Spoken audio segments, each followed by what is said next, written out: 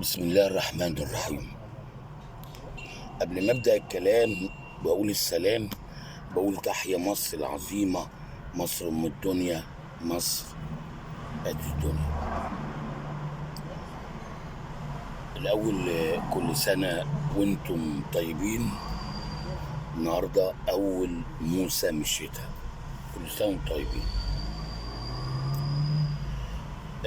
دايما بذكركم بالفيديوهات اللي انا الأخيرة اللي أنا عملتها، وكنت عملت الفيديوهات دي من أول 1/11 واستمريت لحد 11/11، وبعدين وقفت شوية، وبعدين بدأت أتكلم على جمال اسكندرية وحلاوة اسكندرية وآثار اسكندرية.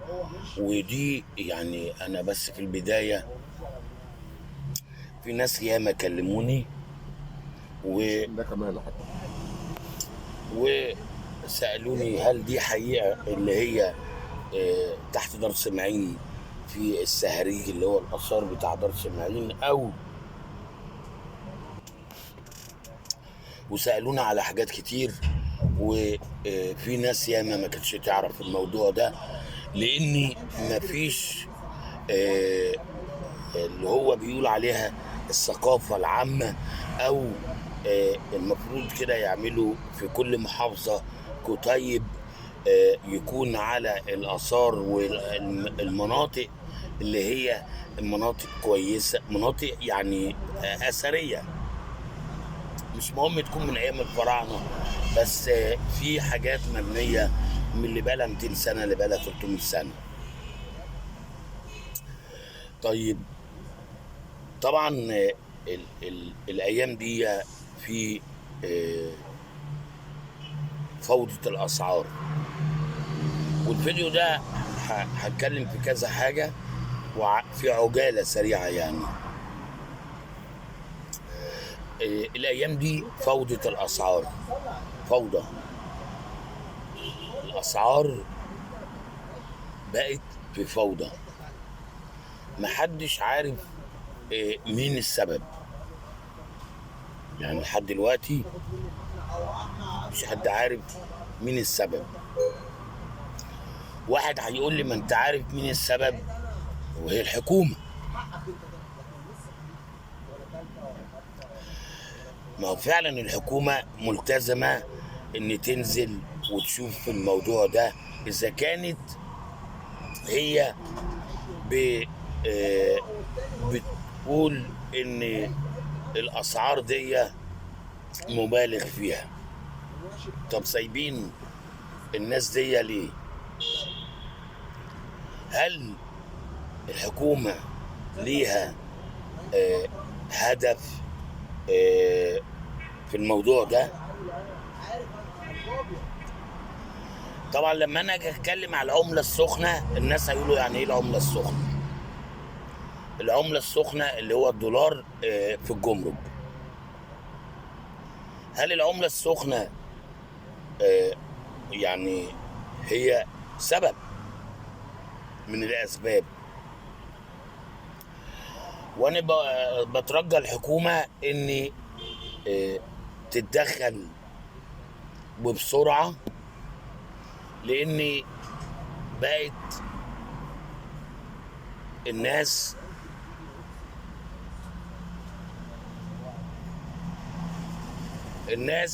خلاص بدأت تجد فعلا. لا، جدد الأسعار بقت غريبة جدا، واحنا مش عاوزين نقارنه بناس وناس والكلام من ده. احنا عاوزين نعيش الواقع بتاعنا. هل الأسعار دي هي على قد دخل المواطن؟ لا. النهارده اللي بيعمل أكلة ما بيقدرش يعمل أكلة تانية، وبيبقى في حدود الإمكانيات، يعني حدود الإمكانيات اللي هو الأكلة اللي هي تتعمل. يمكن بيلحسوا الحلة عشان الام ما تعملش اكل تاني، لان لو عملت اكل تاني في نفس اليوم الميزانيه باظت. الميزانيه باظت. فهم الاكله واحده على قد البوك بتاع الاسره، وبوك الاسره بقى هو خلاص. فأرجو من الحكومة التدخل في المسألة دي وبسرعة، لأن الله أعلم إيه اللي هيحصل. أنا آسف. والله أعلم إيه اللي بيدور في ذهن الحكومة. طيب،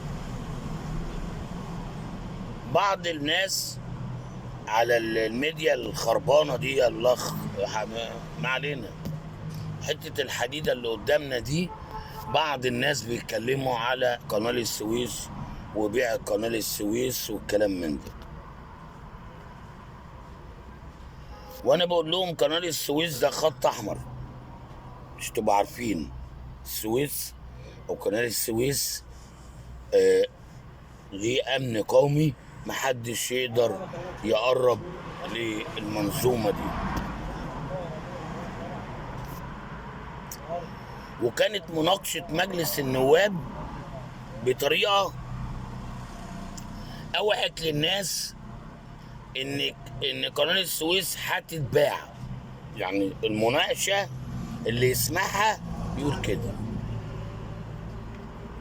ولكن الموضوع غير كده خالص.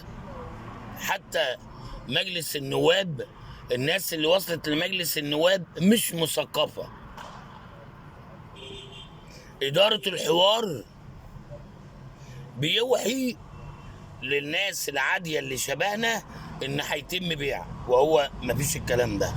لو قعدت ركزت، لا، هو هيتعمل حاجة اسمها صندوق سيادي عشان المنطقة الاقتصادية اللي في قناة السويس. وده الاستثمار اللي بدأ يتضخ لمصر، كالروسي، الامريكاني، الياباني، الصيني. كل ده محتاج تنظيم بقانون معين. مالناش دعوة بقى بالمجرى المائي. المناطق اللي اتقسمت اسمها مناطق اقتصادية، القانون الحالي ما ينفعهاش، لان دي ناس هتعمل مصانع ضخمة جدا، ومحتاجة اللي هو تديله الحماية وتديله الضمان اللي ما يحصلش اي حاجة بالنسبة له.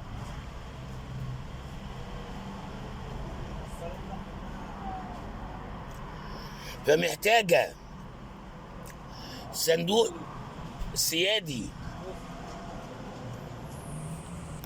محتاجة الصندوق السيادي هو اللي يدور ويبدأ يضخ أموال أو يسحب أموال من المستثمرين على سوم تبقى بعيدة عن موازنة الدولة نهائي. لأن هي أصلا الدولة من 93 الموازنة العامة متهلهلة. اللي يفهمها يفهمها، واللي ما يفهمهاش يسأل. الموازنة العامة للدولة من بعد التسعينات، من بعد سنة 90 كانت بدأت تتقطع وتتهلهل. وفي الوقت ده لحد 2010 الدولة كانت بترقع في الموازنة العامة، اللي هي كانت الموازنة اللي بتدور ضخ الأموال داخل وخارج. عشان كده تم بيع بعض الشركات عشان يعالج الموازنة، ولكن فلتت منهم. فاحنا مش عاوزين نخش في الحتة دي تاني. فالموازنة العامة للدولة هيبقى الصندوق ده باستثماره، بضخ الاستثمار فيه على سوم يدور المنطقة الاقتصادية في منطقة قناة السويس. بس عشان الناس اللي بتطلع مكلمة وبتتكلم، اللي بيسمع ما غصب عنه، ما هو مش فاهم. اللي بيسمع مش فاهم، ومع ما يفهم مش هيكمل معاك الحوار، فبيقول لك هيتم البيع. لا، بقول له يا مصري مفيش بيع. مالكش دعوه بالمجرى المائي، مالكش دعوه بقناه السويس، مالكش دعوه بدخل قناه السويس. هو هياخد جزء في صندوق سيادي، هيبدا يدور المنطقه الاقتصاديه اللي هي بتاعت بعض الدول اللي جت هتاخد اراضي وتعمل مشاريع عليها، ودي هتبقى في السنين اللي جايه هيبقى دخل، والدخل ده هيتضم للموازنه العامه للدوله. لما تيجي تفهم واحد صعب، لان الناس مش مستحمله. الجماعه اللي قاعدين بره لما بياخدوا حته من المناقشه من مجلس النواب ويحطوها عندهم ويبداوا يحطوا عليها ويرتبوا عليها كلام، تحس ان الدوله يلا. لا لا لا لا، يا مصري ما تقلقش. اللي بيتعمل في منطقه قناه السويس او منطقه السويس او في محافظه السويس دي منطقه اقتصاديه ملهاش دعوه بقناه السويس نهائيا، ملهاش دعوه. وانا يمكن هطول شويه او اعمل فيديو تاني عشان الناس ما تزهقش، لكن اللي عاوز يسمع على دماغي من فوق. وانا بقول يا شعب مصر، محدش يقدر يبيع حاجه. هو هيدي حاجه اسمها منافع عامه لمده معينه. وعاوز اختم الكلام واقول السلام، واقول تحيا مصر العظيمه، مصر ام الدنيا، مصر قد الدنيا. بتمنى رئيس الحكومه اللي هو دولة رئيس الوزراء الدكتور مدبولي، ان ما قدرش هو يطلع المستشارين اللي هم عددهم لا بأس بيهم في كل القنوات الخاصة والعامة يقول للشعب ايه اللي بيدور عشان الشعب يطمن، عشان الشعب يطمن. بقول للرئيس السيسي الناس عاوزة نفس عشان الأسعار